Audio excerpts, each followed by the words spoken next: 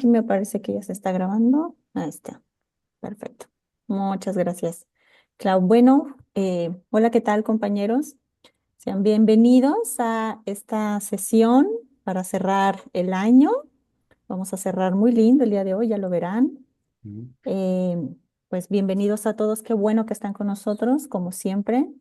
Es un gusto verles. Hoy tenemos una presentación a cargo del doctor David Mañero, que yo sé que ustedes ya conocen. No obstante, haré una presentación como debe ser. Pero bueno, pues él ya está por aquí listo, conectado, para comenzar con su presentación. Entonces, David, si te parece, déjame hacer una presentación con pues los datos que por aquí tenemos para Ujú. hacerlo como eso se debe y después pues te voy a dar el micrófono y pues estaremos listos para escucharte. El doctor David Mañero es catedrático de la literatura española en la Universidad de Jaén, doctor por la Universidad Autónoma de Madrid. Su trabajo se ha desarrollado en el ámbito de la literatura oral, la edición de textos, la literatura española del siglo de oro y la poesía contemporánea. Es autor de ediciones críticas publicadas en Ediciones Cátedra y de artículos aparecidos en revistas internacionales de referencia como el Bulletin Hispanic, Nueva Revista de Filología Hispánica, Revista de Filología Española, Bolshoi Hispanic Studies, entre otras. Ha impartido cursos y seminarios y ha realizado estancias de investigación en distintas universidades de Europa y América, entre ellas la Universidad Nacional Autónoma de México, en la Ciudad de México, y por supuesto también la Unidad Morelia, la Universidad de Oregon, la Universidad de California en Berkeley, la Universidad de Manchester, la Universidad de la Roma Sapienza, así como las de Turín y Pisa. Ha participado de forma continua en proyectos competitivos de investigación, tanto nacionales como internacionales, y ha dirigido varios proyectos dedicados al estudio y la edición del patrimonio literario. En el ámbito de la transferencia y la proyección social del conocimiento, es creador y director del Corpus de Literatura Oral, una plataforma digital de acceso abierto dedicada a la conservación y estudio del patrimonio oral, que reúne más de, bueno, 9.500 registros documentados en Europa, lo que es impresionante, el norte de África y América. Este proyecto ha sido distinguido con el premio Archiletras 2025 a la mejor iniciativa investigadora en el ámbito público por evidentes razones. Es fundador y editor del Boletín de Literatura Oral de la Universidad de Jaén y ha participado como ponente invitado en congresos y encuentros científicos celebrados en Estados Unidos, Italia, Francia, México y por supuesto España. Y como ustedes saben, pues durante este año ocupó la cátedra institucional de nuestro programa de estudios literarios aquí en el Colegio de San Luis. Y bueno, pues por eso pues vamos a cerrar esta maravillosa colaboración que por supuesto esperamos que continúe con nosotros y bueno, entre todos los compañeros. Bueno, pues te Mm. doy la bienvenida, David, y los micrófonos son tuyos y pues listos para escucharte. Muy bien, pues buenas tardes y antes de nada quiero dar las gracias a la doctora Carmen Macuir por la presentación y a la doctora Claudia Carranza por la invitación a hablar en este seminario de mágico, de prácticas mágicas. Es siempre un placer participar en las actividades organizadas por el Colsan, con el que, como se ha dicho, he tenido la suerte de colaborar estrechamente durante este año, ¿no? En el que ocupo la cátedra institucional del programa de estudios literarios. Y aprovecho para saludar también al resto de colegas y estudiantes. Ya nos conocemos, ¿verdad? Por las clases de este verano, por haber tenido la amabilidad de conectaros a este encuentro virtual. Bueno, pues antes de comenzar mi exposición, me gustaría aclarar que es la primera vez que abordo el estudio de las prácticas curativas tradicionales. ¿M? El objetivo de esta charla no aspira, por tanto, a proporcionar una descripción en profundidad de los ritos sanatorios populares, sino sencillamente a compartir la información que hemos podido recabar durante los últimos años mediante el trabajo de campo. En cualquier caso, nuestras campañas de documentación se han centrado en la tradición oral en general, no específicamente en los ritos curativos, ¿no? De modo que disponemos de escasos testimonios que sean realmente relevantes. A esto se une que actualmente he perdido un conocimiento bastante residual de las prácticas curativas tradicionales y que en general los transmisores, que son los pocos que son capaces de aportar información sobre fórmulas orales, son reticentes a compartir esta información cuando esto afecta a su medio de vida. Por ello, con frecuencia mantienen sus conocimientos en secreto para garantizar su exclusividad. Digo esto de antemano para que no nos generemos demasiadas expectativas. Ni yo me había ocupado anteriormente de esta materia, ni los datos de los que dispongo permiten reconstruir la tradición estudiada en este caso como sería deseable. Sin embargo, entre los materiales recopilados en el marco de uno de los proyectos de investigación que me ocupé de coordinar en 2017, tuve la suerte de realizar una entrevista en la localidad de Ermita Nueva, que está en la comarca de la Sierra Sur de Jaén, que es justo hacia el sur de la capital, que en mi opinión presenta un especial interés. Y en particular voy a ocuparme de explicar la estructura compositiva y la simbología de una de las fórmulas orales recopiladas en esta entrevista, además del contexto ritual en el que está enmarcado el texto en cuestión. Y bueno, como es habitual en los estudios folclóricos, trataré también de contrastar este testimonio con otras tradiciones relacionadas, siempre dentro de las limitaciones que, como he dicho, implica la escasa documentación de las prácticas curativas populares en el ámbito peninsular.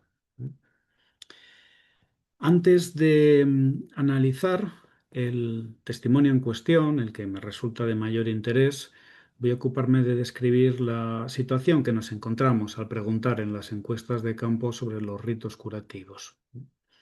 Definiré seguidamente a muy grandes rasgos para tener un marco de referencia conceptual algunos términos que se emplean en el estudio de estas tradiciones, además de explicar el contexto cultural implicado. Y llegados a este punto, compartiré el testimonio central de esta charla, además de un par de muestras complementarias, y lo analizaré desde distintos puntos de vista, con el propósito de aclarar en lo posible su estructura, su significado simbólico y las circunstancias rituales, ¿eh? Es ese un poco el itinerario que voy a seguir. Comienzo entonces con algunas observaciones sobre la situación que nos encontramos al preguntar sobre las prácticas curativas populares en el área en la que desarrollamos nuestras campañas de documentación. En concreto, en el corpus de literatura oral, donde se almacena la práctica totalidad de los resultados de nuestras encuestas de campo, contamos con cerca de 90 muestras dentro de la categoría que denominamos etnobotánica y etnomedicina, de las cuales más de 50, 52, 53 fueron documentadas en la provincia de Jaén, por lo que me voy a centrar preferentemente en esta área, aunque, como he comentado, acudiré a una perspectiva comparada. Aunque se trata de una cifra relativamente amplia, debe tenerse en cuenta que la gran mayoría de los testimonios consiste en una simple descripción de los remedios caseros para curar dolencias en personas o en el ganado, mediante el uso de plantas, algunos elementos de procedencia animal y diversos objetos. Así, En la comarca de la Sierra de Cazorla se han documentado prácticas que realizaba la población en general, no necesariamente los curanderos, ¿no? Por ejemplo, para las dolencias de articulaciones, sobre todo de las rodillas, se recurría a las flores del romero, maceradas a la sombra durante 40 días, en algunos casos en aceite de oliva y en otros en alcohol. Eh, de esto hay muestra en el registro 752 del apartado de narrativa del corpus de literatura oral. En todos los casos me voy a basar en testimonios que están accesibles en esta plataforma. Si bien eludo cualquier tipo de responsabilidad, sobre las consecuencias derivadas del uso de estos remedios. Asimismo, la sangre hervida del macho cabrío es empleada para curar la pulmonía. ¿eh? Las heces de perro se hervían para elaborar un caldo con el que tratar los resfriados.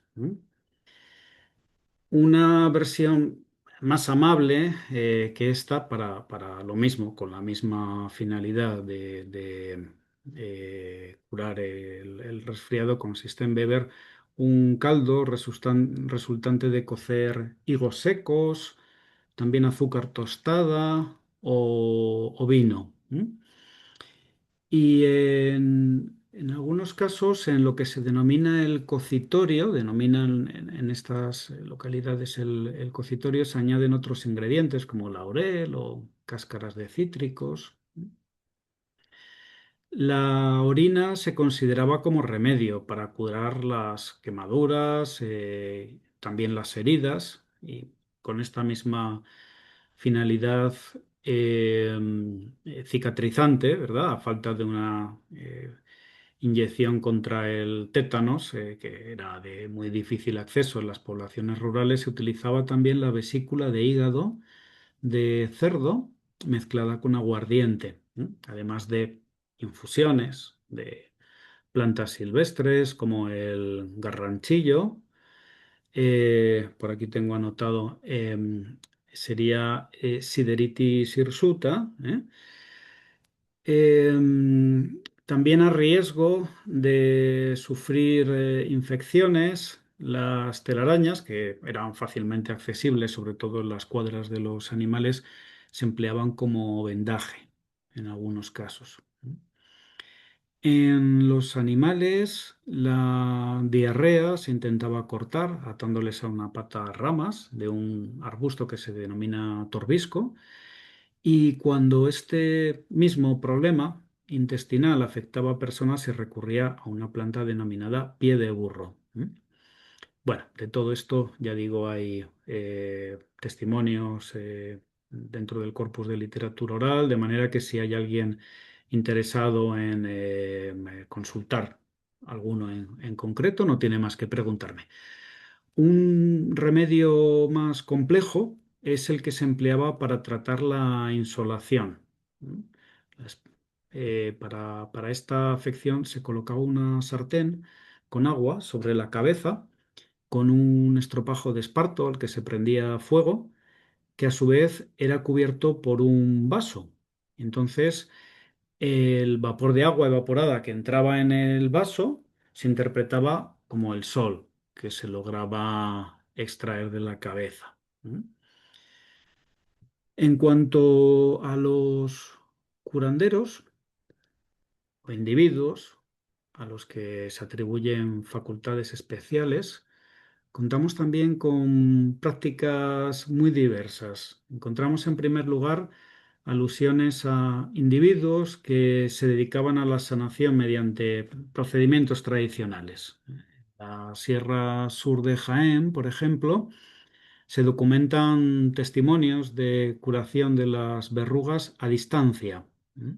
sin la presencia del paciente, mediante un procedimiento consistente en que el curandero, lo cuentan testigos, de esto en los testimonios, el curandero apaleaba un árbol conocido como espino sin que estuviera presente el afectado ni ninguna otra persona. Tras lo cual se cuenta que el paciente observaba cómo las verrugas se desprendían solas de la piel. La curación a distancia se practica también en el caso del mal de ojo. Según algunas creencias, este se cura cuando el afectado es rezado por tres personas diferentes, con la condición de que ninguna de ellas esté informada de la identidad de las otras. Además, para saber si el mal de ojo se ha disipado, si se ha desaparecido, los curanderos lo que hacen es mojar el dedo corazón o medio en aceite y dejan caer 3 gotas en agua, ¿no? De modo que se considera que hay un mal, que el mal persiste o que está ahí todavía cuando las gotas se juntan, ¿eh? Y si se separan, se entiende que se ha logrado resolver el problema, se ha disipado. Aunque la curación puede practicarse con la presencia del afectado, también es frecuente como alternativa proporcionar alguna prenda o un mechón de pelo, para llevar a cabo la sanación. En otros casos, se atribuye a la curandera la facultad de saber si el niño está afectado por el mal de ojo con el simple acto de mirar una fotografía suya, ¿eh? Además del poder de curar rezando normalmente un número de veces nones, 3 o 5 veces. Hay también toda una casuística en nuestros testimonios de personas con facultades excepcionales, con independencia de que ejerzan o no como oficio la sanación. Como ejemplo de esto, en la localidad de Fontanar, que está en la Sierra de Cazorla, donde llevamos a cabo uno de nuestros proyectos, a un individuo con 6 dedos en los pies se le atribuye la facultad de curar o facilitar el parto de animales con el simple contacto de sus extremidades. Me consta que en México, al menos en algunas regiones como Chiapas, también se atribuyen facultades especiales a los individuos que tienen esta particularidad. Otro señor de esta misma localidad, porque suele deberse a cuestiones de consanguinidad, con la misma anomalía física, cuenta que acerca 3 veces la mano a la persona para sanarla. Este don de curar con el simple contacto de las manos en el lugar de la dolencia lo encontramos también en distintos testimonios que relatan milagros atribuidos a santos, ¿no? De manera igualmente recurrente, se considera que tienen gracia, ¿verdad? No sé si emplean ustedes este término, un don especial, una gracia, las personas a las que la madre escuchó llorar antes de nacer, de quienes se dice que tienen la facultad de curar el mal de ojo a personas o animales. Sabemos que esta creencia circula en distintas provincias españolas, por ejemplo en Ávila, donde se dice que las personas con gracia están marcadas con una cruz en el cielo de la boca. En Ávila se cuenta también que la gracia asociada a ese llanto prenatal queda anulada, ¿no? Queda sin efecto cuando la madre revela a alguien que ha escuchado llorar al hijo. En otros casos, también documentados en la Sierra de Cazorla, se piensa que la gracia le viene dada a la quinta hija, ¿no? Y sabemos por otros testimonios que también al quinto hijo, ¿no? Al quinto. Así lo afirma una mujer cuya facultad consiste no en curar, sino en tener una sensibilidad especial, ¿no? En detectar a las personas que están enfermas, concretamente del hígado, ¿no? Porque le producen un rechazo inmediato. Es simplemente el contacto visual y esa persona le produce inmediatamente rechazo, ¿no? De manera, claro, que las personas de la localidad pues van a su casa para saber si tienen algún problema de este tipo. Una circunstancia paradójica y un tanto chistosa, la verdad, se produce cuando tanto la curandera como el enfermo son quinqueños, hijos quintos, ¿no? Es el término que usan para hacer referencia al quinto hijo. Cuando los dos son quinqueños, claro, ambos se exponen a enfermar durante la sesión de curación. Así lo narra una informante de Torres, eh, por aquí cerca, en la comarca de Sierra Mágina, que asegura que su marido logró curarse de un tipo de herpes que afecta a la cintura. Luego hablaré de ello, el zóster, ¿verdad? Conocido en Jaén como la culebrilla, llegando al acuerdo, porque el marido cada día estaba peor, cada día que iba a las sesiones de sanación, pero la mujer llega al acuerdo con la curandera de que mediante su ayuda se hiciesen las curas con la presencia de la sanadora y el paciente, pero evitando que hubiese contacto visual entre ellos, ¿eh? También resulta de interés observar al analizar estos testimonios cómo fluctúa el grado de credibilidad que le conceden los informantes a las prácticas médicas populares, ¿eh? Según encontramos en algunos testimonios, se considera que estas prácticas no surten en efecto en quienes no creen en su eficacia, sin que por otro lado se ponga en duda su valor en quienes sí que confían, ¿no? en su poder. Y a este propósito resulta significativo, por ejemplo, como una informante de la Hojar de Andarax, en este caso la provincia de Almería, que se declara escéptica en relación con las prácticas médicas tradicionales que le aplicaron y que dice que no le surtieron ningún efecto. En un determinado momento de la entrevista le da crédito a la curación de mal de ojo que se le había practicado a su nieto. ¿Eh?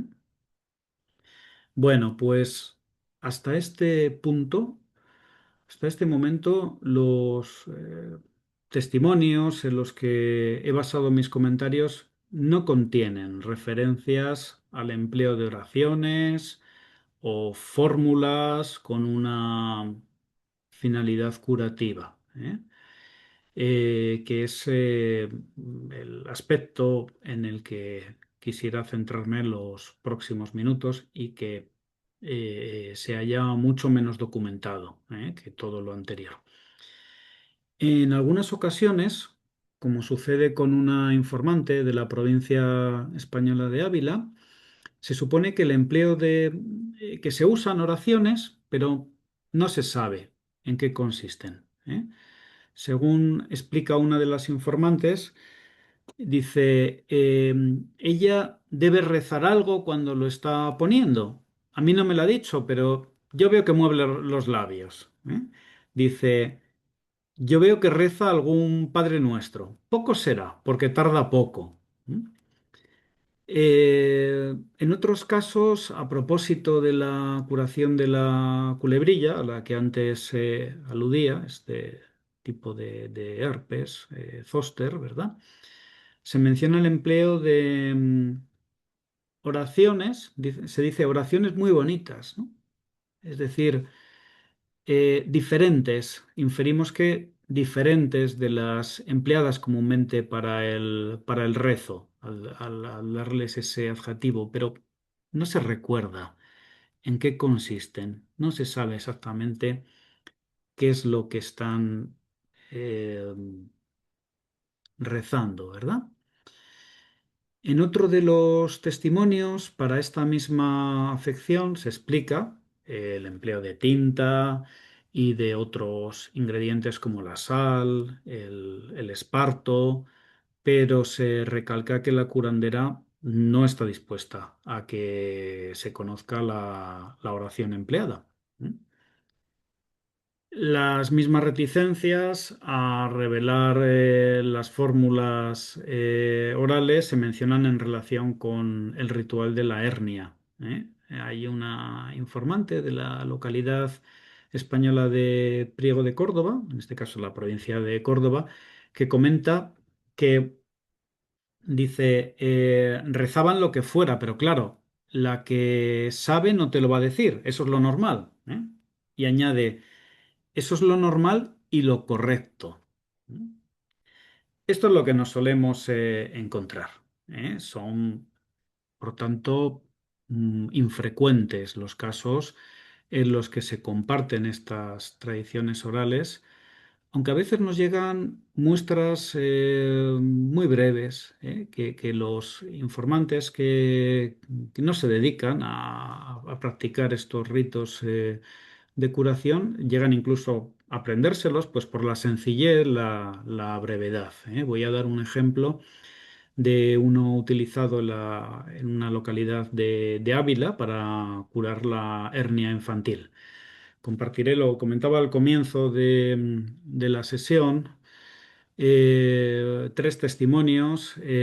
Vamos a escuchar el primero, pero el que realmente más me interesa será el último, que es en el que voy a detenerme más tiempo. Bueno, pues vamos a ver si es necesario que me autoricen para compartir pantalla. ¿Te está pidiendo eso? Si no te cambio a Mm, anfitrión. Vamos a ver. En Ajá, principio, no creo que haya problema. Vamos a ver. Voy a de compartir. acuerdo. Listo. Muy bien, pues vamos a escucharlo. Voy a apartar eh, de aquí un cuadro para poder ver el texto y vamos a escucharlo. Un árbol muy lindo a bajar. Iban a bajar los niños, porque antes quebraban muchos niños y no los operaban. Y los dejaban así. Y el día de San Juan, antes de salir el sol, pues tenían que ir a pasarlos por el árbol. Y era una María y un Juan, pero que no hubieran estado picardeados, o sea que eran jóvenes así. Y pasaban por el mundo a bajar por una rama, algo más bajo que estuviera para poder pasar al niño. Y decía era a la que se llamaba María, toma este niño María, que este niño sanaría. Y luego ella le decía a él, le pasaba y decía, toma este niño Juan, que este niño sanará. Y así no sé si eran 6 o 7 veces, y el niño sanaba. Cortaban luego la rama un cacho así para que saliera un poco de cáscara, la envolvían así y si la ataban luego un poco, si se juntaba la cáscara con la rama, sonaba el niño. Y si no, pues nada. Eso era verdad, porque eso lo he visto yo. Muy bien, dejamos de compartir, ¿verdad? Esta muestra que encontramos, se ha escuchado bien, ¿verdad? Se escuchaba bajito, pero lo bueno es que estaba la lectura. Claro, bueno, trataré de todos modos de subir el volumen en los otros dos que quiero compartir. Em, esta muestra que nos la encontramos eh, representada en diversas regiones, en realidad se inserta en una tradición muy larga, ¿no? Que en el caso de España se documenta bueno, y anteriormente, ¿no? Pero en el caso de España, en legajos inquisitoriales desde el siglo XVI, circularía desde mucho antes, por supuesto. Como habrán visto, es un testimonio indirecto, en el que no es la propia curandera quien explica el rito de sanación, y además contiene fórmulas muy breves, sin un par de fórmulas, ¿verdad? Sin gran complejidad desde el punto de vista textual, frente a lo que nos vamos a encontrar en la entrevista de Ermita Nueva a la que me refería al comienzo de mi intervención. Antes de centrarme en esta de Ermita Nueva, voy a hacer algunas precisiones terminológicas que posiblemente no hagan falta, pero bueno. Eh, Además de aportar algunos datos sobre el contexto cultural en el que se insertan las prácticas curativas de las que voy a ocuparme. En particular, conviene deslindar una serie de términos referidos a conceptos bastante cercanos entre sí, en ocasiones incluso intercambiables, ¿eh? En primer lugar, la oración y la plegaria pueden entenderse como un discurso de súplica en el que se adopta una actitud reverencial, ¿verdad? Que implica una sumisión al pensamiento religioso, además de ser fórmulas que comparte toda una comunidad. Por otra parte, dentro de lo que son las fórmulas de las que nos estamos ocupando, las que tienen un carácter mágico, podemos distinguir entre invocaciones, conjuros y ensalmos. La invocación suele referirse a un ruego que se dirige a elementos de la naturaleza, ya sean cuerpos celestes o los animales, ¿verdad? Con objeto de influir de algún modo en su comportamiento o de obtener algún beneficio. ¿No?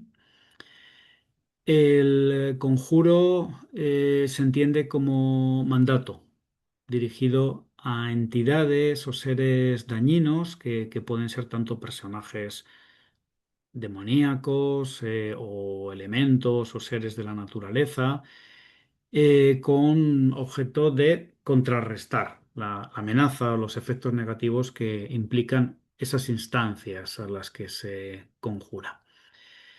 Y el ensalmo, que es lo que en este caso me interesa, es un discurso con una finalidad curativa sobrenatural, en el que la palabra sirve como mediación entre el curandero y la divinidad o personajes con atributos sagrados, aunque en algunas manifestaciones como las que voy a analizar se interpela directamente a la enfermedad o entidad que la representa simbólicamente.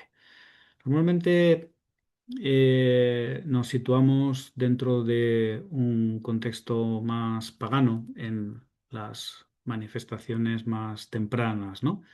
Aunque también se pueden adosar a ese tipo de fórmulas, elementos cristianos, en fin, hay los dos tipos de manifestaciones. Y dentro del corpus recopilado se documenta el empleo de oraciones, como es el caso del Padre Nuestro, con una función de ensalmo también, puesto que tienen una finalidad curativa.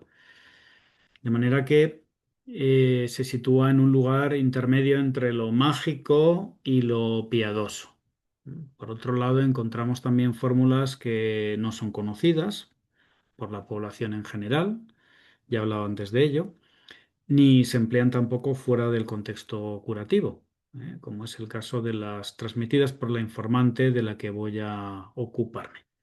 En cualquier caso, las fronteras entre lo religioso y lo mágico tienen una base histórica de carácter convencional, dado que las prácticas religiosas atienen a un sistema moral que está consensuado socialmente, Mientras que la magia es una técnica que recurre a elementos sagrados con una finalidad que se aparta de los cauces oficiales. Sin embargo, sabemos que en las sociedades rurales ambos sistemas se hallan conectados, puesto que la oración puede funcionar más allá de lo estrictamente religioso. Bueno, pues hechas estas observaciones que, como decía, posiblemente no harían falta, voy a centrarme en algunos registros extraídos de una entrevista que realicé a Maximiliana Nieto Romero, a quien entrevisté en abril de 2017 en el marco de un proyecto de investigación dedicado a documentar la tradición oral de la Sierra Sur de Jaén. Esta informante pertenece a una saga de curanderas. Además de hablar sobre su abuela, a quien visitaban los enfermos en su casa, relata las prácticas de sanación empleadas por su madre, que disfrutaba del privilegio de llamarse María. Según cuenta, esta curaba el mal de ojo precisamente debido a su nombre, dado que se requería la intervención de 3 mujeres llamadas María. El procedimiento consistía en pasar unas plantas de malvavisco al niño afectado por el mal y dejar después las ramas en el tejado, Y cuando éstas se secaban, lo quemaban y en ese momento se daba por curada la afección. En otro de los testimonios, Maximiliana cuenta cómo su madre, cuando un animal enfermaba y se le consideraba ya desahuciado, que no había nada que hacer por su vida, lograba que se pusiera inmediatamente en pie y sanase con el simple hecho de tocarlo con las manos y hacerle unas cruces. Otra de las capacidades de la madre consiste en curar a distancia. Resulta interesante cómo se relata que esta curó a un hombre que no había logrado sanar en manos de un médico de Córdoba muy famoso. Y para lograrlo le basta con que le proporcionen un pañuelo de este individuo que había enfermado. Otro testimonio valioso es en el que relata cómo su madre era capaz de curar la culebrilla o culebrina, al igual que otra mujer a la que menciona, quien aplicaba varios ingredientes, el azufre, pólvora y yodo, y recitaba una oración mientras hacía cruces en la zona afectada por los granos. Bueno, pues aunque Maximiliana no recuerda la oración que recitaba su madre, sí sabe la que empleaba esta otra mujer. Así es que vamos a escuchar el registro, que es el segundo de los que me proponía compartir. Vamos a ver. De nuevo compartimos pantalla.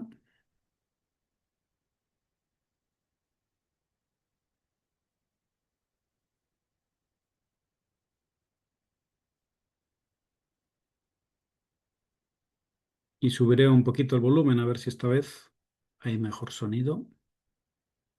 Ella la curaba con un detto azufre y ¿cómo era?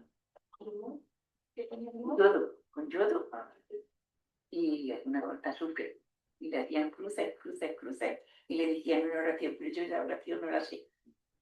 Mi madre la curaba y una amiga mía la cura, pero me dijo un día la oración y yo me dio risa, porque decía, esto hay que hacerlo 3 veces.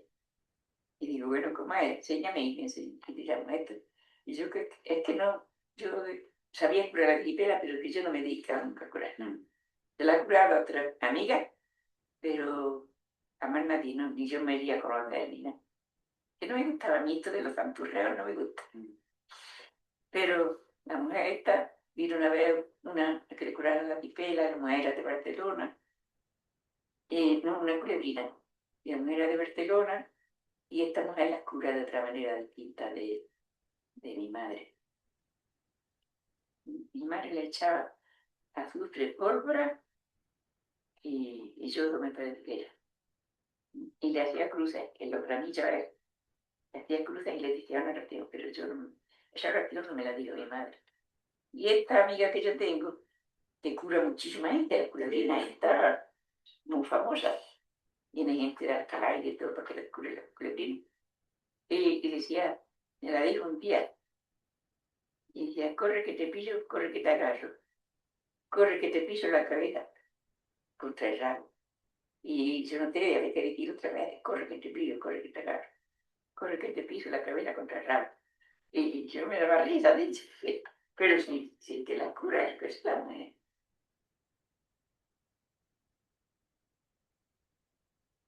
Muy bien. Como se puede apreciar, ¿se escuchó algo mejor en este caso?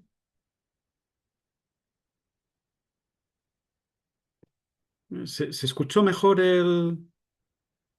Sí, se Mucho escuchó muy mejor. bien. Perfecto, muy Sí. bien. Pues me interesaba especialmente que lo escuchaseis bien porque el más importante de los que quiero compartir es de esta misma informante y de esta misma entrevista. Muy bien. Bueno, se habrá podido apreciar que Maximiliana da a entender que no se dedica a la curación. Según dice, literalmente, no me gustaba a mí esto de los santurreos, ¿eh? No me gusta. Sin embargo, según comprobé a lo largo de la entrevista, este comentario estaba muy posiblemente condicionado por las reticencias que tenía la transmisora a mostrar su familiaridad con las prácticas curativas, posiblemente por temor a que pudiera prejuzgarla, ¿eh? De hecho, al insistirle en mi interés por conocer este tipo de tradiciones, Maximiliana fue ganando confianza y relató varios episodios de sanación. ¿Eh? En contra de lo que parecían indicar entonces sus declaraciones, me describió su capacidad para curar incluso a distancia, al igual que su madre, ¿eh? Lo que Maximiliana ejemplifica relatando el caso de una mujer a la que curó de erisipela en 3 días con el único requisito de que le proporcionasen una media de la paciente. ¿Mm? Bueno, aprovecho para comentar que mientras que la culebrilla designa, como he dicho, un herpes, el zóster, que es de origen vírico, que se manifiesta mediante granos que van rodeando progresivamente la cintura, se dice siempre que el peligro está en que se llegue a cerrar el círculo, ¿no? En la cintura completa. En cambio, la erisipela, a la que Maximiliana denomina esipela, edisipela, indistintamente, es una afección de origen bacteriano, no vírico, que da lugar al enrojecimiento, inflamación y picor también de la piel. ¿Mm? Bueno, pues llegados a este punto voy a compartir el testimonio que en mi opinión ofrece mayor interés y casi el que casi justifica esta intervención dentro de la entrevista de Maximiliana, porque contiene una fórmula de ensalmo con notable complejidad simbólica y compositiva, ¿verdad? Estructural y además de venir acompañado del testimonio de información rica sobre el contexto ritual. Se trata de un registro en el que la transmisora habla acerca de la curación de la erisipela mediante el empleo de una planta de marrubio, y una recitación aprendida en este caso de su madre. En el otro caso decía que no recordaba la oración que usaba su madre, sino la de esa otra mujer y en este caso sí recuerda lo que recitaba su madre. Vamos a ver si accedemos a ello en el corpus de literatura oral.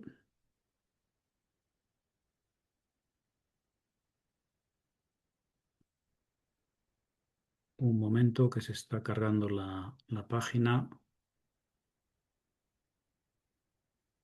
Bien, pues de nuevo voy a compartir pantalla.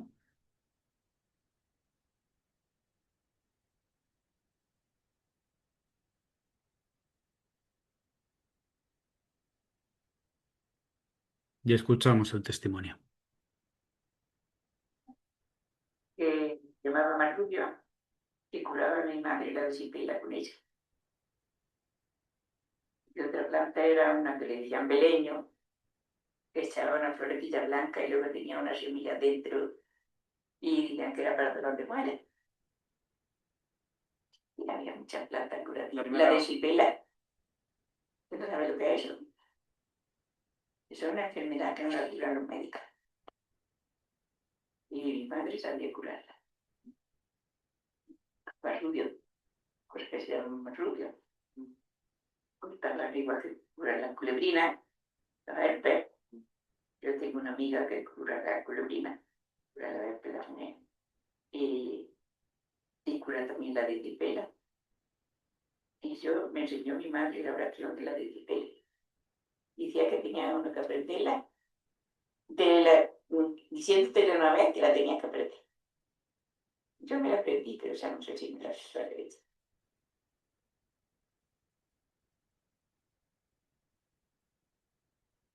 Cogía más rubio y hacía cruces con los más rubios así.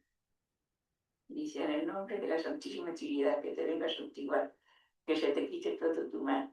Y yo no, una mujer con un caminito delante, vestida de colorado, eh, le digo, que se encontró un peregrino y le digo, mujer, ¿tú quién eres? Que de colorado viste, que de colorado caso. Y colorado el caballo, la lengua la bestia del que cabalga.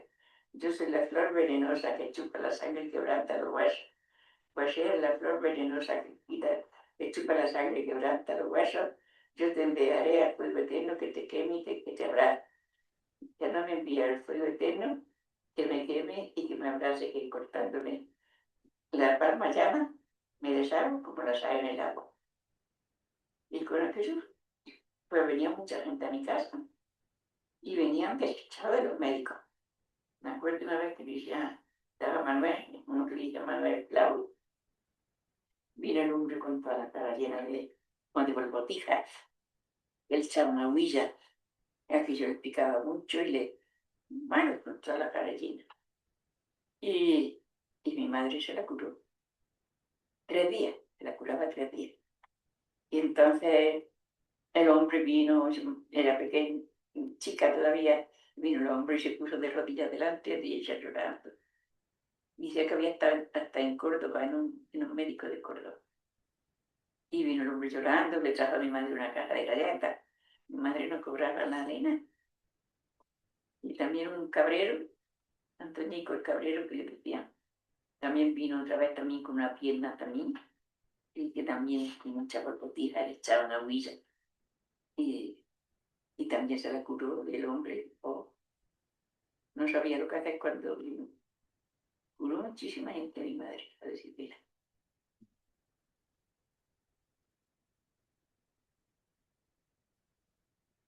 Muy bien, pues se escuchó sin problemas, ¿verdad? Bastante bien. Bien, pues según se relata aquí, Maximiliana aprendió el rito de curación de la erisipela por vía materna.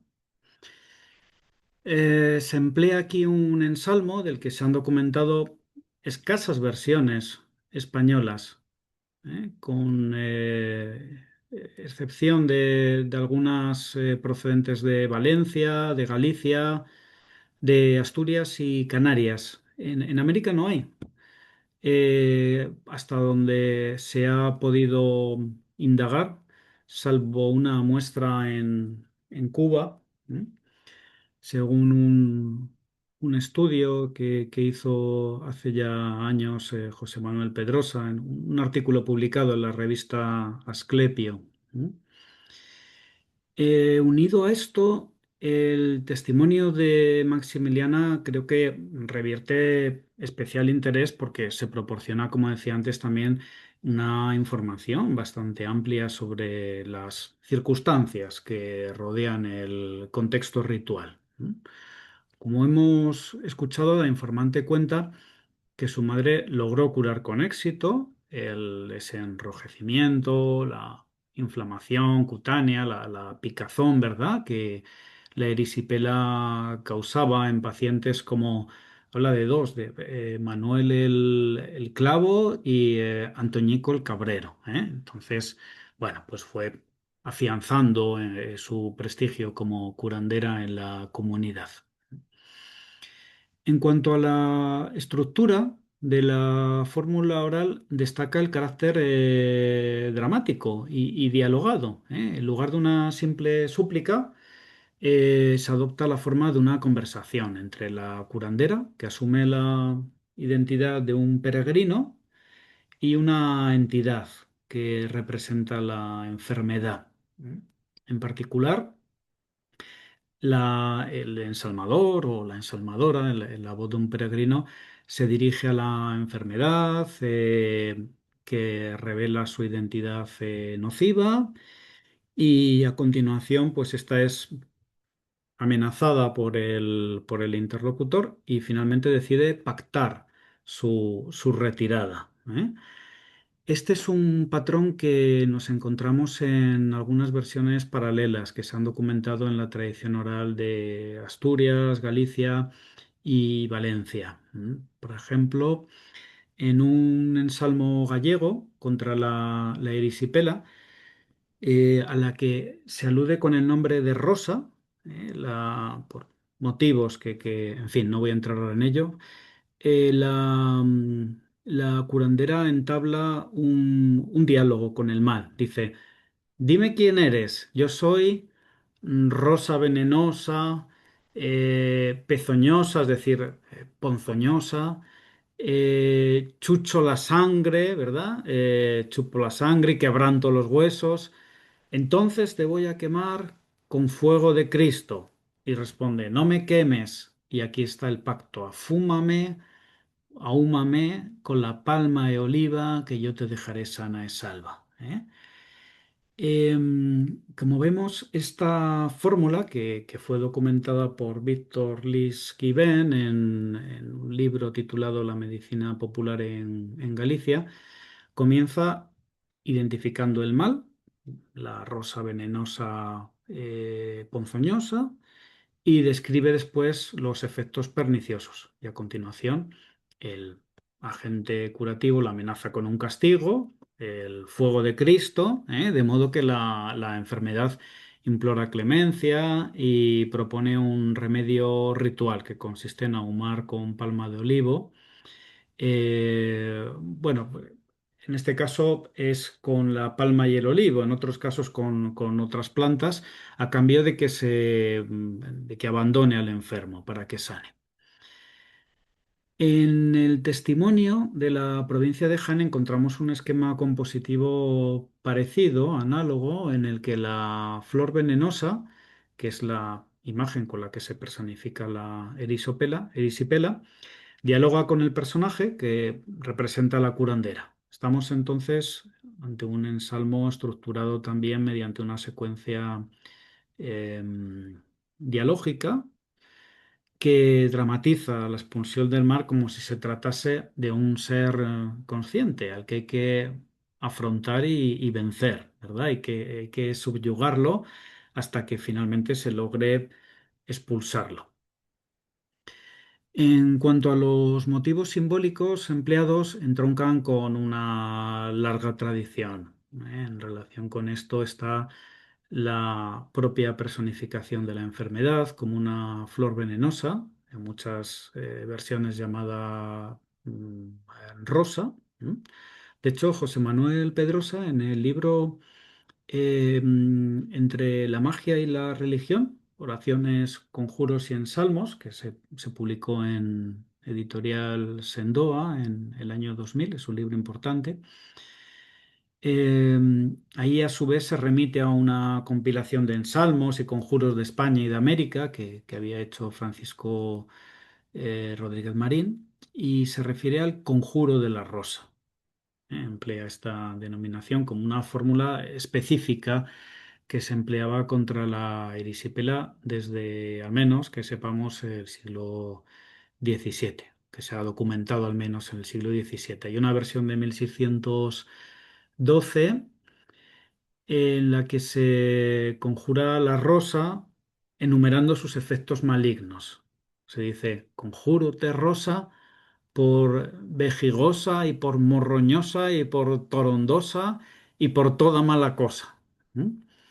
Y se le ordena que se marche a un paraje lejano y salvaje, dice que te vayas y no vuelvas a las selvas de Ardenia, donde el gallo no canta, ni la vaca brama, ni madre a su hija llama. Son fórmulas que nos encontramos en otros testimonios también. Esta imagen de desterrar el mal a un lugar remoto aparece también de alguna manera en el ensalmo de Jaén, al expulsarse la flor venenosa fuera del cuerpo y enviarla al fuego eterno, que es un elemento que aquí adquiere una función purificadora y punitiva y que recuerda al fuego de Cristo de la versión gallega antes citada o a las lenguas de fuego de otros conjuros documentados. Como ejemplo, en un compendio de procesos inquisitoriales de Murcia que publicó Blázquez Miguel, que se remontan a mediados del siglo XVI. Bueno, abarca un periodo amplio, pero hay documentación desde mediados ya del siglo XVI y ahí se recoge un ensalmo muy similar en el que la enfermedad se describe como venenosa, maligna, malvada y se combina al fuego de un modo similar. Dice, le comes la carne, le bebes la sangre, le roes los huesos, vete a donde no cante gallo ni gallina, ni mujer haya preñada ni parida, mira que te echaré en lenguas de fuego, que te quemen y te abrasen. ¿eh? Esta lo que hace es responder repitiendo los términos de la amenaza, como es habitual en estas fórmulas tradicionales y en la tradición oral en general, ¿verdad? Dice, no me eches, que yo miré donde no cante gallo ni gallina, ni haya mujer preñada ni parida. En resumen, se engarzan varios motivos fundamentales. La entidad nociva es nombrada y caracterizada, venenosa, eh, chupadora de sangre, es amenazada con el fuego sagrado y finalmente accede a marcharse, donde no pueda causar daño.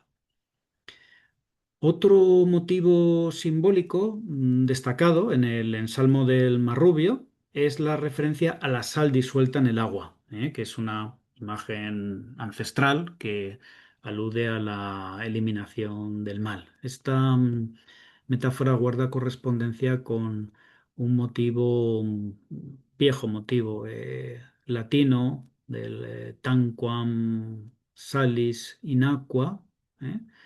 que está presente en numerosos conjuros europeos.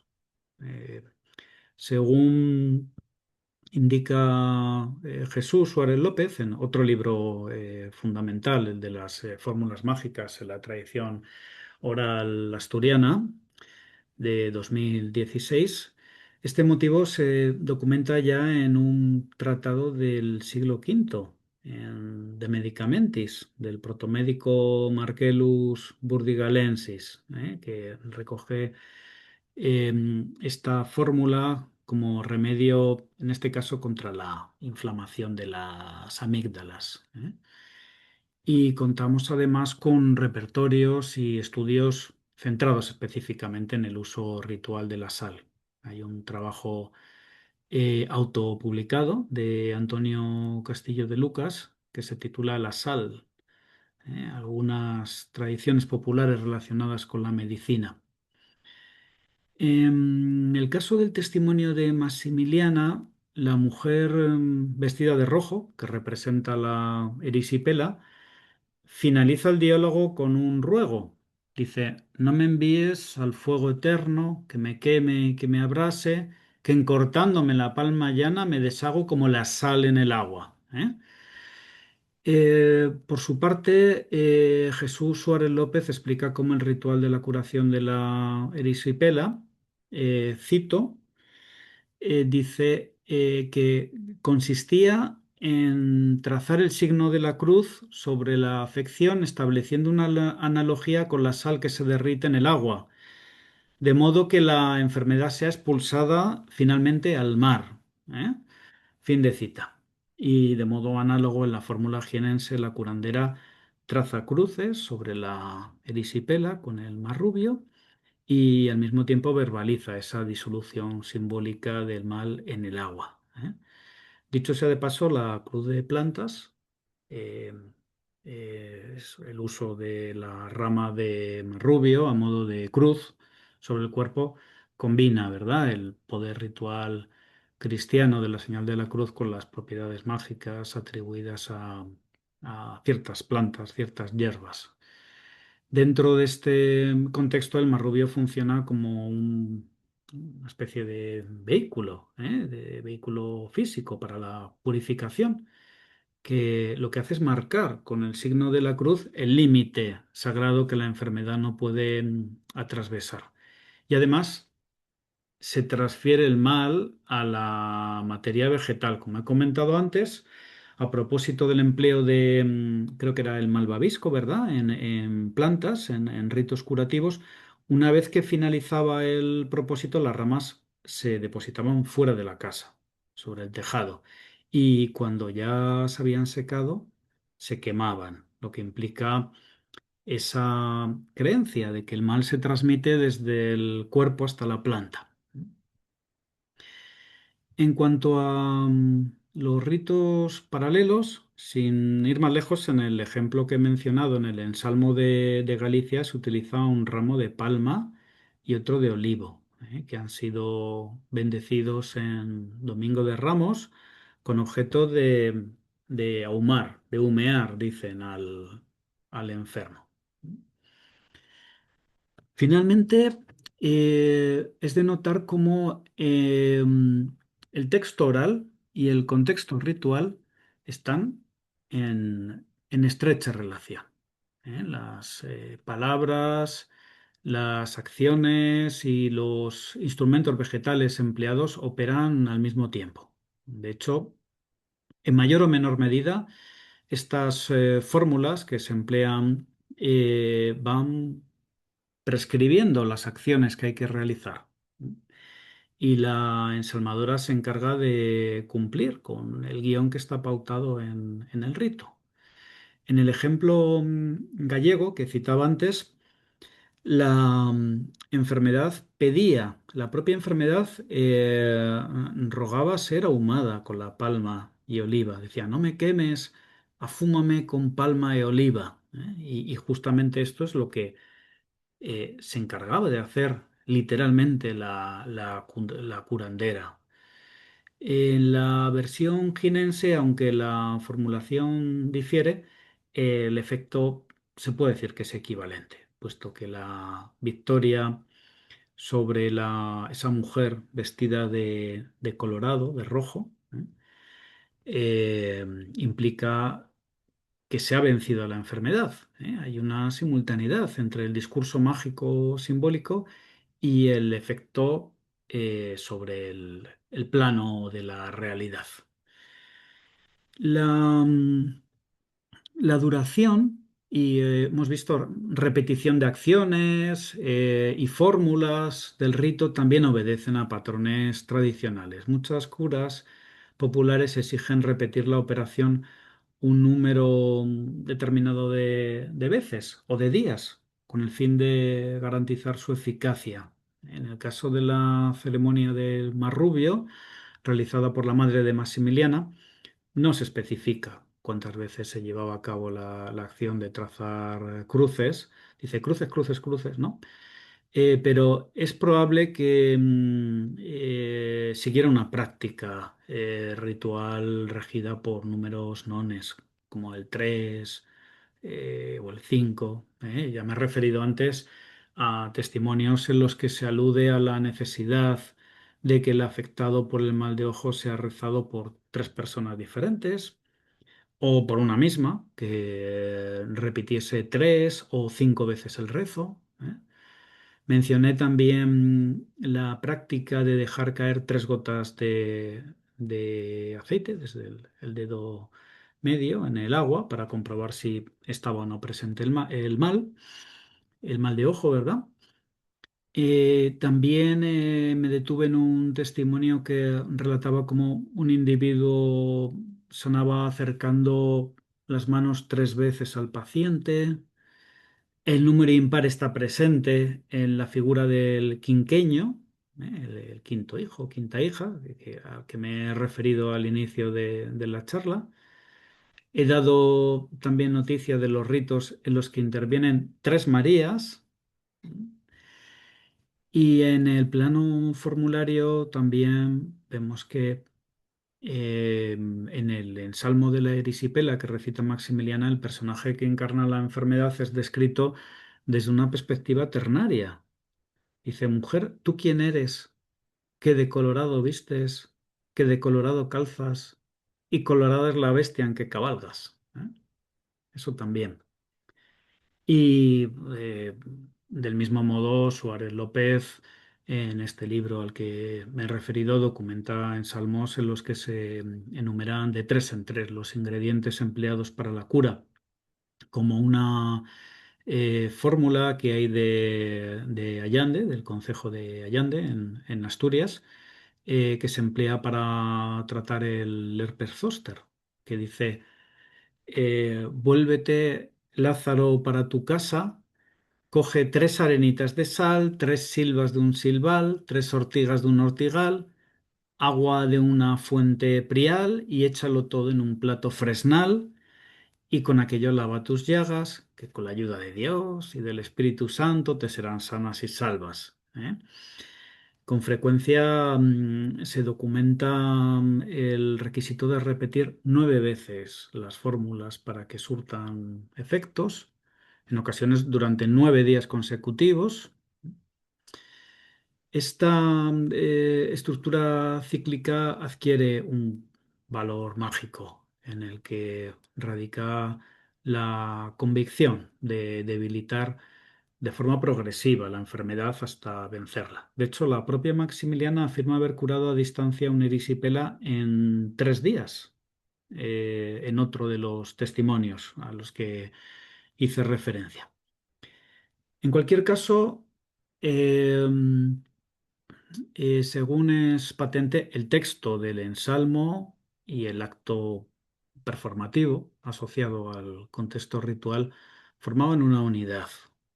El sentido y eficiencia atribuida al rito reside en la combinación de ambos elementos, que se mantienen unidos en virtud del proceso de transmisión oral. ¿eh? Como queda también de manifiesto al identificar los paralelos de otras regiones y franjas temporales, la fórmula aprendida por Maximiliana, preservada durante generaciones y practicada con éxito en su comunidad, es heredera de una larga cadena en la que se recrean con variantes unos mismos motivos y recursos formales. De este modo, al documentar y estudiar este santurreo, ¿verdad? Según la expresión empleada por la propia Maximiliana, no solo preservamos una tradición oral y una práctica ritual casi extinguida, sino que salvamos también un modo de entender el mundo en el que se concede a la palabra el poder de sanar y también de transformar la realidad. ¿M? Bueno, pues esto es todo. Muchas gracias por la atención.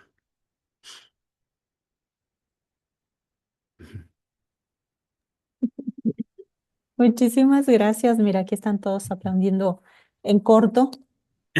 Que si estuviéramos en presente Gra- escucharías todos los gra- aplausos. Gracias, gracias No, hombre, eh, muchísimas gracias, por vuestra paciencia David.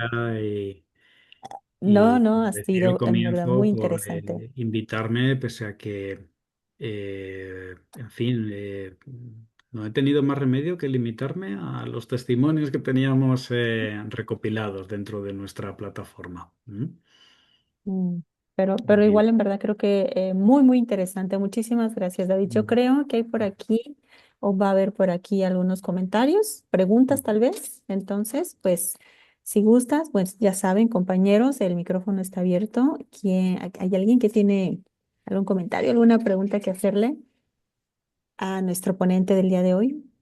Sí, y a lo mejor si hay interés por escuchar, porque absolutamente todo lo que he comentado está basado en testimonios concretos, ¿no? Del corpus de literatura oral. Ujú. Si por el motivo que sea, ¿no? Convergen algunos intereses, temas de investigación y queréis saber a qué testimonio me refería en particular, pues eh, os, os doy la información, aunque en la plataforma se encuentra bastante bien la información, es relativamente sencillo. Ahí nos vamos marcamos el apartado de narrativa, nos vamos al apartado de historia oral y dentro hay una subcategoría que es de etnobotánica y etnomedicina.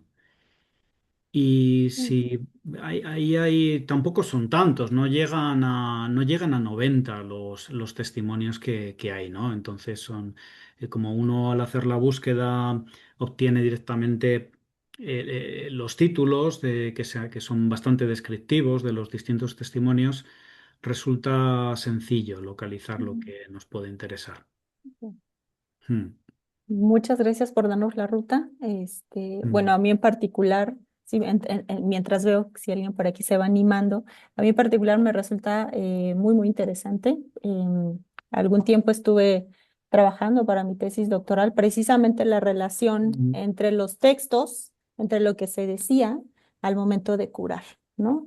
hmm, Y eso es, pues sí, es bien difícil porque es evidentemente parte del secreto, parte del oficio, ¿no? De hmm, los especialistas, de los curanderos o la denominación que ellos mismos quieran hmm, usar, hmm. pues es celosamente guardado, ¿no? Entonces, Sí. pues es muy valioso tenerlo y pues a mí solamente, pues me gustaría destacar eso, ¿no? Como al darnos la estructura, al decirnos, parece que Hmm, está ahí la receta puesta, ¿no? De cómo tienen que actuar, a mí me hace sí. pensar en que precisamente los textos que hacen este vaivén con las acciones es porque son también muy prácticos, ¿no? O sea, Hmm. ahí está el con qué tienes que curar y cómo lo tienes que hacer.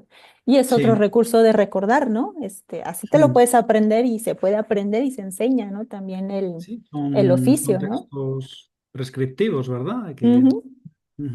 Así es, y que se ligan evidentemente con la magia, porque pues al decir es un hacer, ¿no? Bueno, pues es la cualidad, ¿no? De estos, de quienes tienen ese don, ¿no? Cuando Sí, ellos hablan, además, ellos hacen, ¿no? en otros géneros de la tradición oral se van perpetuando a lo largo de generaciones determinadas canciones, ¿no? Eh, y se van introduciendo variantes o incluso el propio transmisor adapta a las fórmulas con las que está más familiarizado lo que aprende. Pero en este caso es que al tratarse de textos prescriptivos, aunque nosotros nos encontremos variantes en la tradición, en realidad no son tanto variantes formularias en el sentido de que hacen referencia a los objetos que se utilizan, a las prácticas que se llevan a cabo. Entonces, claro, no tiene sentido decir que se va a ahumar si realmente no se utiliza humo, ¿no? Ujú. Es cierto que la manera de Exacto. expresar eso es formularia, nos la encontramos reiteradamente en distintas muestras, Ujú. pero solo cuando realmente procede llevar a cabo Exacto. esa Es pertinente, expresión. exacto, porque tiene Y, pertinencia, ¿no? y en ese Eh, sentido, mm, hay quizá un menor grado de apertura textual que la lírica ujú, o que en otras ujú. manifestaciones Claro. tradicionales. Es Claro, menos porque de ello libre. depende la sanación, exacto, de ello Sí. depende la Ujú. práctica, ¿no? Hay Mm. por aquí alguien, tenemos un compañero con la mano levantada, pero antes tengo por aquí en el chat, la idea de las facultades curativas de personas con una cruz marcada en el cielo de la boca, ¿asociaban eso con el cristianismo o es una simbología de de otra tradición? ¿Se sabe eso? Nos preguntan. Pues solo me puedo ceñir a la literalidad del testimonio que comparte esta información, que es un testimonio de la provincia de Ávila, recopilado, si no recuerdo mal, por María Jaén, que hizo su tesis doctoral tuve la suerte de formar parte de su tribunal de tesis en la Universidad de Alcalá, bajo la dirección de Fernando Gómez Redondo. Es una tesis muy valiosa que, por cierto, se la publicamos luego en los anejos del Boletín de Literatura Oral. Está accesible online como anejo del Boletín de Literatura Oral. Y ahí el informante en ese testimonio en concreto únicamente hace referencia a esa circunstancia, pero no conjetura el motivo por el que se trata de una forma de cruz.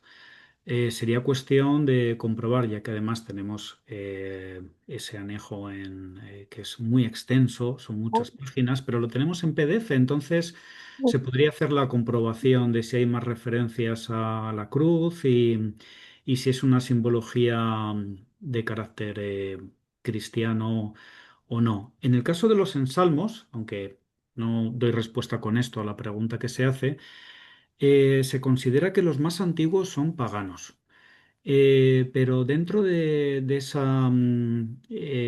de las muestras de determinados temas que circulan claramente asociados a lo pagano, también hay algunos testimonios en los que nos vamos a encontrar referencias cristianas y otros claramente tienen pues muchos elementos cristianos, pero no sabría decir si se asocia con el cristianismo la presencia de esa cruz en el cielo de la boca. No lo sé. Claro, Mm. ok. Gracias, Y David. de la Quizá, misma no manera, sé si es por ahí que tienes el título del libro, sí, sí, sí. del trabajo que nos hacía. Podemos buscar, vamos a ver, es fácil de Es- localizar porque lo ah, ok, ok, tenemos que sí en lo tienes a el... la mano, no hay Sí, problema. sí, es muy fácil porque veréis, si vamos al boletín de literatura oral, se llama archivos, ¿verdad? En la pestaña de archivos se despliegan todas las publicaciones que se han hecho y es uno de los anejos. Acabamos de publicar ahora el anejo 10º. Pues no sé si fue el séptimo, fue algo así. No hay tantos, entonces Ok, se encuentra ok, fácilmente. Sí. ok, Em, yo creo que con eso es bastante buen norte para buscarlo. muchos de esos Ahora, testimonios sí, sí, exacto, es están, buen norte. mm, muchos de ellos están también accesibles, una parte, en el corpus de literatura oral. Hemos subido parte de las Ok, grabaciones, pero la tesis es más completa, tiene más materiales.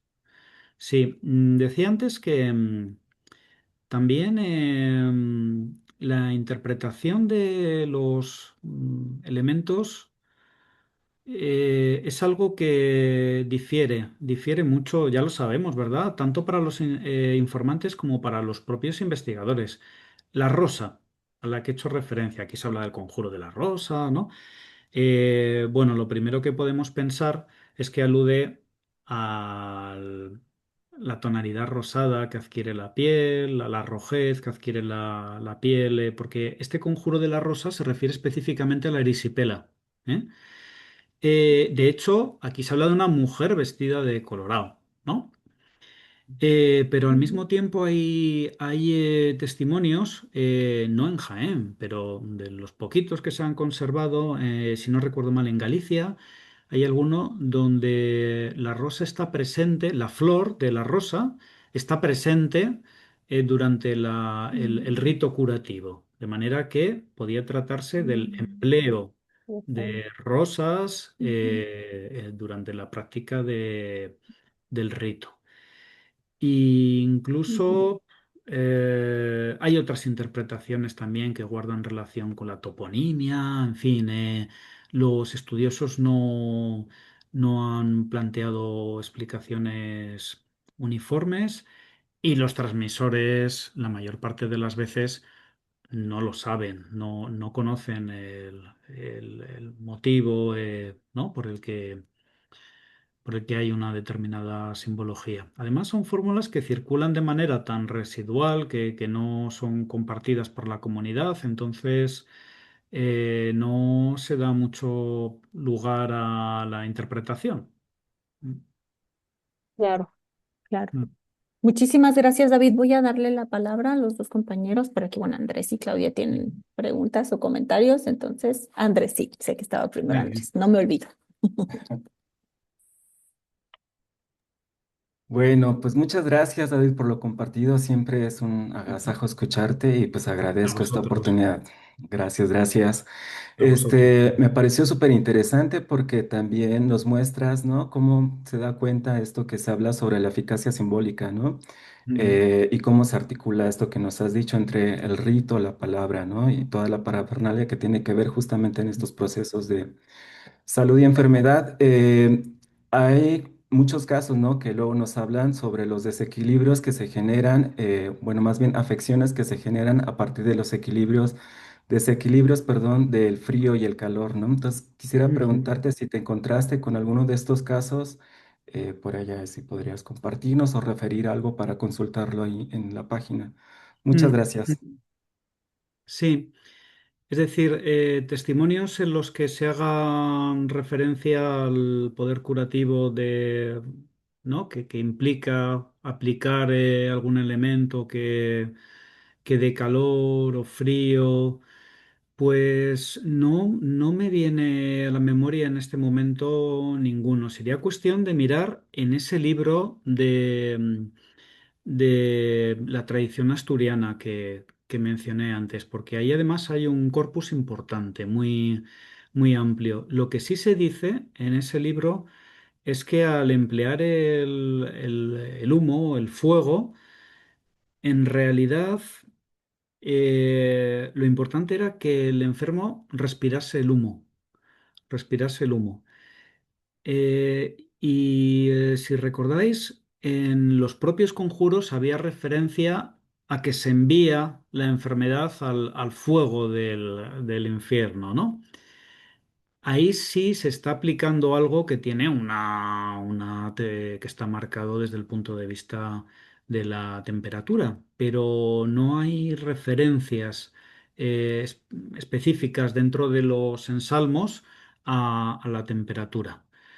Se presupone, ¿verdad? Porque como se está empleando fuego, se presupone que sí. Eh, y luego también el fuego se emplea en ese rito de curación que mencionaba del mal de ojo, ¿verdad? Que no sé si se entendió muy bien. La cosa era que se le sujetaba a la persona una sartén encima de la cabeza, se ponía encima esparto, se le prendía fuego al esparto, bueno, había agua encima de la... Y entonces el calor que generaba ese fuego hacía que se evaporase el agua de la sartén y ascendiese a un vaso que se ponía boca abajo encima. De manera que ese vapor que quedaba depositado dentro del vaso se entendía que era el mal que se había extraído. Y ahí también es algo que se produce por efecto del cambio de estado al que da lugar la alta temperatura, ¿no? que se aplica. Pero en ese caso son prácticas curativas aplicadas por la comunidad de manera general, que conoce la gente en general del ámbito rural fundamentalmente y que no están acompañadas de ensalmos, no se usan fórmulas. Nada, nada, al contrario. Muchas gracias, David. Gracias. Claro que sí. Ahora vamos a escuchar, Claudia. Bueno, muchas gracias, David. La verdad es que fue bastante ilustrativo y además también da varias perspectivas para hacer análisis de los textos, ¿no? Te Claro quería que sí. platicar respecto a la erisipela que en México debe de haber, no sé si alguien ha recogido, pero sí que hubo en la Nueva España varias oraciones muy similares. Estas las trabajamos de Aire y yo, precisamente tomando en cuenta el asunto de tan llamativo de que se le habla a la enfermedad, ¿no? Como una persona y Sí. además la Ujú. personificación tal cual de la enfermedad es maravillosa, ¿no? Es hasta Ujú. tierna. Decía por Sí. aquí Mayra, hasta parece como que es muy, digamos, es diplomática, Sí. ¿no? Sí, negocian, ¿verdad? Dice, Es no, no me negocio. mates, no me mates. No, no, si quieres me Eh, voy. pacta una solución que no sea tan agresivo para marcharse. Sí, sí, sí. Exacto. Entonces, Mm. sí, yo creo que vale mucho la pena. Y espera, te iba a preguntar si tendrás dentro de estas recolecciones que has hecho, que además muchas felicidades porque sí es cierto que encontrar quien te cuente Uf, es difícil. o quien te recite un conjuro es casi imposible, ¿no? Mm, Y quisiéramos saber, bueno, yo quisiera saber, porque a mí me interesa el tema apotropaico para mm, retirar el mal de las puertas. mm. Tomando en cuenta que sí, pues hay detentes, hay oraciones que evitan eso, el paso del mal, de las brujas, del diablo, etcétera. Si Sí. hay dentro de la recolección algo que pudiera ser en ese sentido útil para mis estudios. Tendría que comprobarlo, Claudia. En este momento únicamente recuerdo las típicas, pero no tiene que ver con esto, oraciones que se dicen cuando se entra o se sale por la puerta de la casa. Parece ser que el cambio de espacio, pues de algún modo crea la necesidad de conjurar un posible mal, ¿no? Y en ese sentido, aunque se suele tratar de oraciones compartidas por la comunidad, ¿no? De oraciones de uso habitual en distintos contextos, pueden tener esa misma función de eh, evitar, ¿no? que se produzca un mal. Esto nos lo cuentan cuando hacemos toda esa serie de preguntas de ¿y qué reza cuando, bueno, pues ya saben, cuando se pierde un objeto, cuando se sale de viaje, pues uno de los contextos en los que sí que hay rezos de manera bastante habitual es cuando se atraviesa el umbral de una puerta, pero de ahí a emplear una fórmula para evitar que la puerta sea atravesada por alguna instancia, ¿no? La que se quiera conjurar, pues creo que no tenemos testimonios, al menos en el marco de las campañas que hemos hecho en nosotros, ¿no? También hay que tener en cuenta que, por desgracia, cuando nosotros empezamos a documentar, preguntábamos por romances, por canciones, pero ha sido más tarde cuando nos hemos interesado indistintamente, por cualquier tipo de saber transmitido oralmente, incluso aunque no fuera tradicional, o no tuviera carácter literario. Y de ese modo, pues hemos perdido la oportunidad, claro, de documentar más cosas. Yo conozco, bueno, no conozco directamente, en un caso sí, pero sé de quien conoce a personas que se dedican en Jaén y esto es una cosa muy rara, todavía a practicar estas curas. Ahora, esas son las últimas personas a las que uno puede ir para que te comparta porque es que es un bien muy preciado, es un bien muy preciado y no están dispuestas a contarlo. De hecho, Maximiliana, si se han fijado, comparte esas oraciones. Primero, porque la que se dedicaba profesionalmente a curar era su abuela y luego su madre. Ella no quiere reconocer abiertamente que se había dedicado mucho a eso. Y además es una mujer muy mayor que ya nadie la visita para este tipo de cosas, entonces no tenía inconveniente en compartirlo. Hubo suerte, ¿no? Y esto otro por lo que preguntas, en cambio, debería ser más fácil de obtener porque no es un conocimiento eh, que deba mantenerse en secreto. Realmente, si son fórmulas que se utilizan para conjurar un mal, pues pueden ser de uso compartido, ¿no? Por la comunidad, pero no tengo ahora mismo presente ningún testimonio que hayamos recopilado. De todas maneras, echaré un vistazo con más detenimiento por si pudiese enviarte alguna muestra que te sirva. ¿Vale? Gracias. Sí me interesan las de cruzar el Ujú. umbral también. Ajá, muy Muchísimas bien, muy gracias. bien. Sí, Sí, sí, sí. Lo vemos ahí y en otros repertorios también, donde igual encontramos muestras, sí. gracias. Mm. Perfecto, muchísimas gracias por esa generosidad, David, de No, echarte al un clavado a contrario. buscar. Al Nosotros contrario, es felices. Bueno, una suerte estar otra vez con ustedes este año, ¿no? Está siendo una experiencia estupenda. qué bueno, qué bueno, eso es muy bueno. Muy bien. Por aquí, ¿alguien más? ¿Alguien, algún otro compañero? Ay, claro, Mara, ya te vi, perdóname. Mara, claro que sí, te escuchamos. Gracias, muchas gracias, David. A Bueno, vosotros. especialmente yo tengo un interés y un gusto y también Mm, pues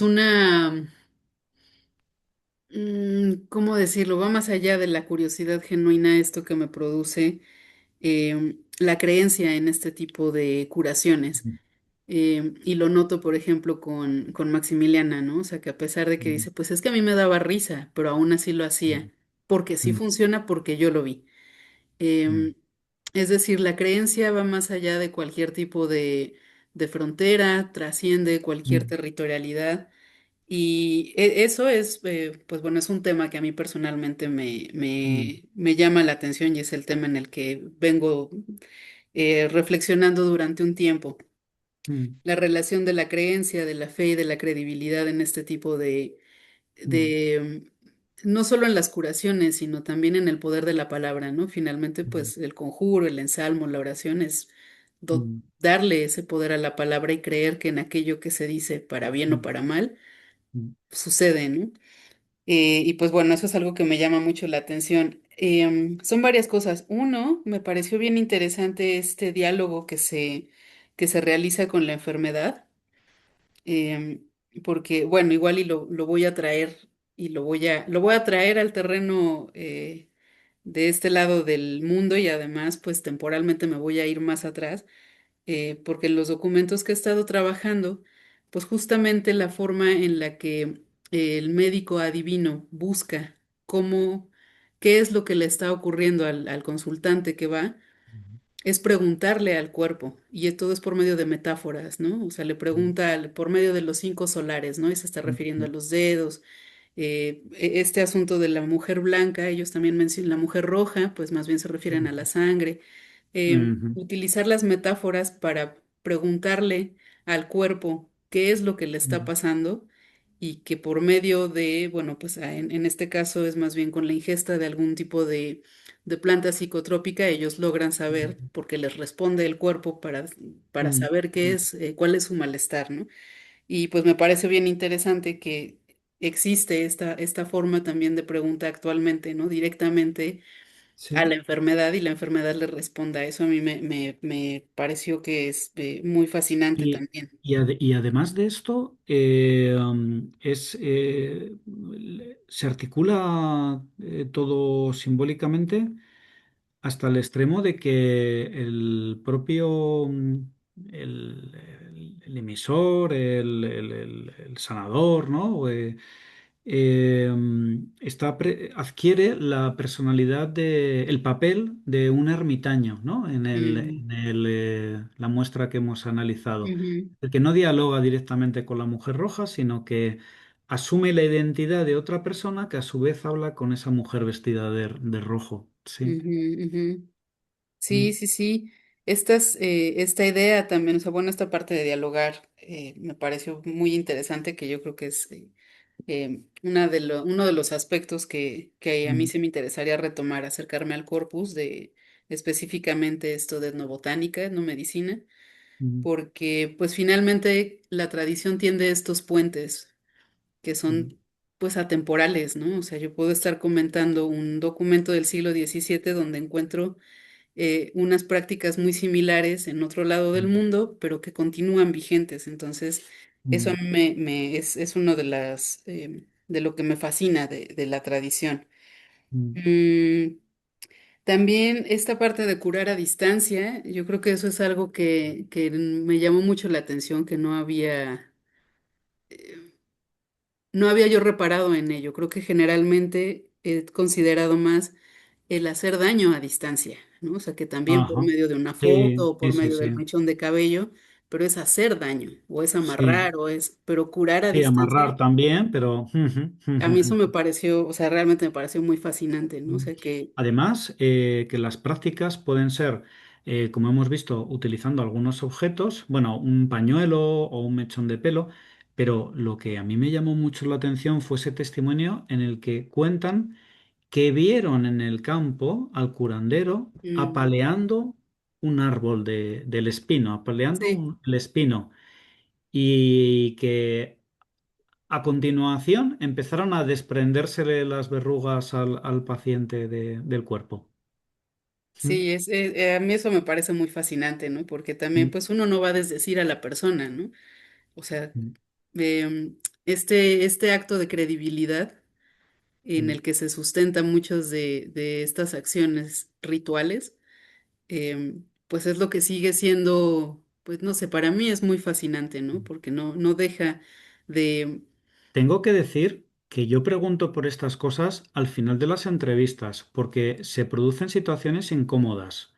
Hay muchos informantes que se molestan, que se ofenden incluso cuando les pregunto por... además, les empiezo diciendo, ¿y aquí en el pueblo usan alguna planta? Pues cuando alguien se resfría, cuando... Ajá, Hago preguntas muy inocentes, muy sí, inocentes. Y ya si veo que conocen más plantas o que te cuentan alguna cosa más, y les digo, bueno, y aquí en el pueblo no había antes médicos, ¿no? Y había alguna persona que supiese un poco más de medicina, porque cuando preguntaba por los asuntos de los que hemos estado hablando, había personas que se ofendían, se molestaban, y eso al comienzo de una entrevista te estropea completamente la claro. grabación. Y mucha gente me ha dicho, no, que voy a saber yo cosas de esas. ¿Les parece como que es algo sacrílego?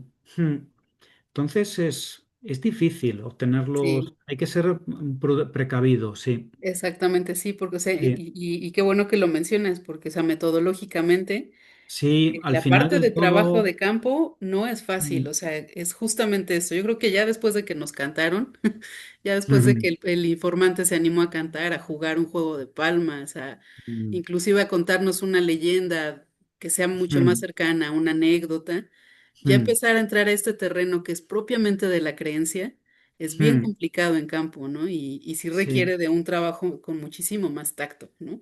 mm, mm, Y eso es, pues es otra forma de investigación también, ¿no? sí, Que sí, no sí, es sí. fácil, ¿no? Sí, comentaba antes en relación con lo primero que estabas señalando, que el caso de esta mujer de la Hojar de Andarax de Mm, Almería, que decía que ella no creía en ningún rito de estos curativos, y que de hecho se había sometido a prácticas de curación y que no le habían hecho ningún efecto. Pero dice, claro, como yo no creo, ¿cómo me va a hacer efecto? En cambio a mi nieto sí, porque tenía mal de ojo y le aplicaron, y le funcionó. Claro, Sí, claro. sí, se relativiza mucho, sí. Sí, sí, sí, Ujú, sí. Y bueno, al final yo nada más, y esto es porque es un asunto que me encanta. Estos rezos que comentabas, que le comentabas a Claudia sobre atravesar el umbral, pero ¿recordarás alguno? O bueno, si tienes registrado em, ay, se me fue, en la página también lo buscaré, ujú. pero sobre cosas perdidas. Además de hacer el rezo, o sea, mi pregunta es si además de hacer el rezo, utilizan algún objeto para Sí, bueno, buscar. está muy extendida esa oración que muchos informantes no quieren decirla porque es malsonante lo de San Cucufato, los cojones te ato, ¿no? Que si no aparece, no te los desato. Y te comentan a veces que eso va acompañado de atar con un hilo, con una cuerdecita, pues algún elemento, unas ramas, algún objeto, atarlo hasta que aparezca el objeto que se ha perdido. Y esa fórmula está muy extendida. De hecho, tenemos bastantes versiones, a pesar de que a mí me cuesta preguntar por ello. Lo de, ¿y rezan algo cuando dicen algo cuando se les pierde un objeto? Porque a veces se incomodan, ¿no? Ujú, La fórmula. ujú, ¿Y hay alguna más? Sí, sí. Normalmente nosotros damos títulos muy descriptivos, sobre todo cuando se trata de cosas que puedan interesar a los investigadores. Entonces, con palabras clave del tipo objetos perdidos o algo así, yo creo que se pueden encontrar ok, más muestras en el corpus de literatura oral. Sí, sí, sí. ok. Mm. Gracias, gracias. Muchísimas gracias a ambos. Enriquece más, por supuesto, las intervenciones nos hacen seguir reflexionando. Ujú. Creo que tenemos espacio para algún comentario más, alguna pregunta más y estaríamos pues cerrando nuestro seminario. Claro que sí, Mayra, te escuchamos. Este, sí, bueno, gracias por la conferencia, doctor. Sí se escucha bien, ¿verdad? Sí, me Sí, identifico. sí, perfectamente, perfectamente. Sí, muchísimas gracias por la conferencia. Hay A mucha ustedes. tela de dónde cortar. Sí. O sea, estoy segura que en el transcurso de la tarde se me van a ocurrir un montón de preguntas, pero bueno, por ahorita, bueno, me llama la atención. eh, bueno, algo que estaba platicando sobre estas curaciones del mal del ojo, de esta repetición, ¿no? De una oración 3 o 5 veces. Y bueno, eso me puso a pensar en algo que, bueno, que se cree en mi familia, sobre todo mi mamá. Esto, suelen como curar, para curar a los niños de espanto, de susto, Mm, pues se les cura como con un cirio pascual, y mm, es 3 veces, ¿no? mm, Rezar el credo. Eh, bueno, y pregunto porque se me hace curioso cómo se refuncionaliza, al final de cuentas, el credo, ¿no? O sea, nos da esta como idea de que hay un uso ortodoxo de este credo, sí, de esta oración, pero a la vez hay otro uso que me sí, sí, parece que sí. justamente se aleja de esta ortodoxia Mm, y que aparte es bien interesante porque no depende de una profesionalización, o sea, mi mamá no mm, se dedica, no es curandera, pero sí hace esto, ¿no? De curar cuando están mm, asustados o incluso de esto del mal del ojo, ¿no? Y que lo mm, hace justamente porque se lo heredaron, ¿no? Era también a partir de la experiencia de la mm. señora Maximiliana, Maximiliana, sí. que justamente es también como por esta herencia, ¿no? Es esta herencia familiar que ella como que como si no se asumiera como que ella era curandera, pero sabía curar ciertas Mm, enfermedades. Entonces, mm, Sí, me parece como curioso que es esto, que esta refuncionalización de una oración a partir de este pues, Mm, conocimiento transmitido entre familia, ¿no? Y bueno, y quisiera preguntar, ¿qué tanto ha encontrado usted esto, ¿no? Como refuncionalización de oraciones, como en contextos sí. más bien, pues como domésticos, familiares, privados incluso? Porque, bueno, de pronto sí le puede decir a la vecina, ¿no? Así de, ella es buena para curar de espanto, pero no se dedica como solamente a eso. Incluso Ujú, el hecho de que no haya una paga, ¿no? Que también era algo que comentaba la señora. Y bueno, y que qué mm. tan común es, ¿no? ¿Qué tanto lo ha encontrado? Pues es bastante habitual, según los testimonios, ¿no? que hemos podido recabar. Eh, Cuando se habla de las prácticas de los sanadores, en muchos casos se dice, y rezan 3 veces un Padre Nuestro, por ejemplo, y ahí estuve hablando de rezos, tardé mucho en emplear la palabra ensalmo porque no habíamos visto ninguna muestra realmente de ensalmo en el sentido de fórmula empleada específicamente para curar, que no se utilice en otro contexto, ¿no? Fuera de ese rito de curación. Pero los informantes también hablan con frecuencia del empleo de oraciones. En unos casos, hasta el punto, es interesante esto de cómo se desaparecen las fronteras entre la ortodoxia, ¿no? Porque a veces utilizan expresiones del tipo y decía unas oraciones muy bonitas. Cuando se dice eso, se está empleando el término con el que está familiarizado el informante de oración, ¿no? Que pues va a hacer referencia al Padre Nuestro, al credo, pero al decir muy bonita, evidentemente no es ninguna de estas, sino una desconocida, una es decir, un ensalmo, un ensalmo. Está denominando oración muy bonita a algo que desconoce y que realmente es un ensalmo. Es frecuente. Lo que sucede es que las muestras de ensalmo que tenemos en nuestro repertorio son pocas, son muy pocas. Son las que he mencionado durante esta intervención. Y lo bonito es haber tenido la suerte de documentar fórmulas que solamente se utilizan, ¿no? en este contexto. Pero sí a través de las palabras de los informantes tenemos constancia de que se lleva a cabo esa refuncionalización. Y de hecho, los miembros de una comunidad, aunque no se dediquen a la sanación, están acostumbrados a ello desde eh, que desde que los padres curan dolencias a los niños con una variante que no recuerdo. En México circula aquello de sana, sana, culito de rana, si no sana hoy, sanará mañana, ¿no? Eh, y después, pues ya no se emplean esas fórmulas porque están destinadas específicamente a los niños, pero sí las oraciones convencionales, las que se han aprendido con una función religiosa rompen esa barrera de lo religioso y entran en el terreno de lo mágico. Sí, sí, sí.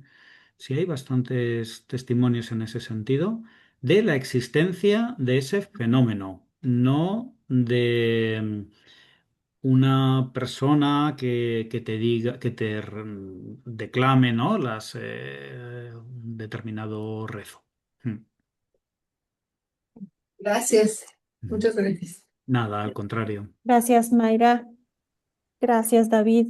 Eh, Oigan, está por aquí en el chat, está la página de nuestro seminario para que puedan consultar también más bibliografía. Ujú, Pero bueno, esta, como siempre, se sigue alimentando con más trabajos que vamos conociendo. Por acá voy a cerrar nuestro seminario acá con algunos comentarios que no se pueden ir sin que David los escuche.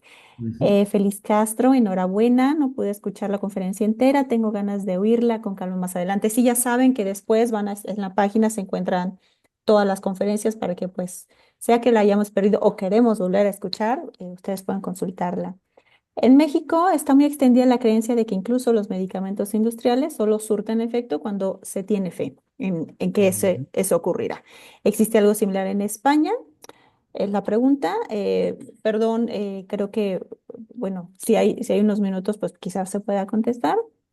Solo se cura si se cree en la capacidad curativa del medicamento. Bueno, creo, me adelanto un poco a las palabras de David, pero bueno, él nos ha comentado ya en varias intervenciones, efectivamente, que pues la Ujú. creencia es un papel muy importante. Y bueno, esto ya Sí. sabemos que el sistema de creencias tiene que estar detrás en casi cualquier práctica Ujú. médica.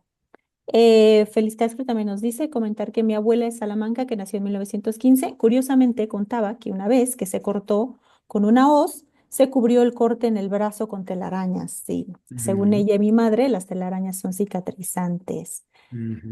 Cecilia, muchas gracias, muy interesante. Sí, la verdad es que creo que el tema, como bien dijo Mayra, hay mucha tela que cortar, hay muchas prácticas ahí que también están compartidas en México, que pues hay tiempo, bueno, en otra ocasión, ojalá pues volvamos a regresar sobre el tema, porque efectivamente nos da mucho para reflexionar, sea que hayamos leído, que hayamos visto, y bueno, nuevas ideas que nos surgen con tu intervención. Pues no me queda más que agradecerles a todos los compañeros por conectarse como siempre, por supuesto a David por el tiempo, por la disposición de compartir, de reflexionar juntos. Muchísimas gracias a todos. Claudia, no sé si hay por ahí otros anuncios parroquiales que debamos hacer antes de terminar nuestra sesión. Pues nada más agradecerles a todos los que nos han acompañado. Muchas gracias, David, por habernos acompañado. Ya, Ustedes, al contrario, sí, sí. y desearles feliz Navidad y felices fiestas. Nos despedimos y bueno, si alguno de ustedes quiere hacer una presentación el próximo año, ya estamos haciendo el calendario para que propongan algún tema y por supuesto que también ustedes también hacen este espacio, ¿no?